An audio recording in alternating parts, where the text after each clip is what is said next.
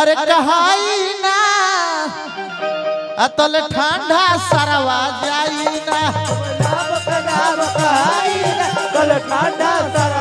आहा जल राम के नाम कहाई ना तल ठंडा सरवा जाई ना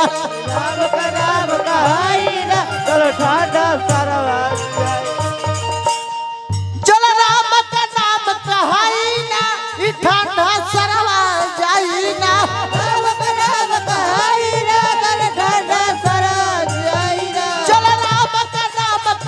ठंडा सरवा जाई ना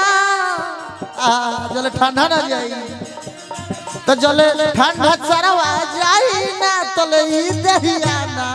हाई ना ठंडा सरवा जाई ना तले ई सरवा जल ठंडा सरवा जाई ना तले ई दहिया ना हाई ना जल ठंडा सरवा जाई ना तले ई सरवा यही में कहे जना नाम से मलिकार हमनी कहे हनुमान जी हमनी के दल भर जलई सरवा गाई ना तले भोजन भेटाई ना हमनी के मूर्ति बहुत बा हनुमान जी के लेकिन एगो चंपारण जिले में एगो सरोतर जगह बा वो जगह के मूर्ति के गुरु जी के कृपा हमनी के दल भर पर कृपा कहीं गाड़ी आवेले जाले ऐसा कोनो ना होला वहां के काम नाम धल सब पाप कटित हो जाला लेकिन वहां के केकर नाम धरी ले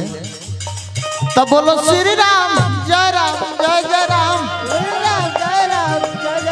बोलो श्री राम जय जय राम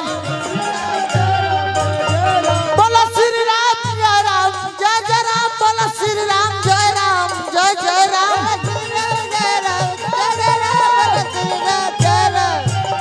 बोलो श्री राम जय जय राम बोलो श्री राम जय जय राम बोलो श्री राम जय जय राम बोलो श्री राम जय जय राम बोलो श्री राम जय जय राम वाह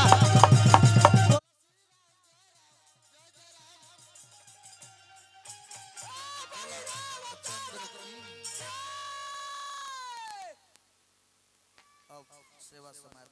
जिंदगी रही तो फिर मिलेंगे अगले साल।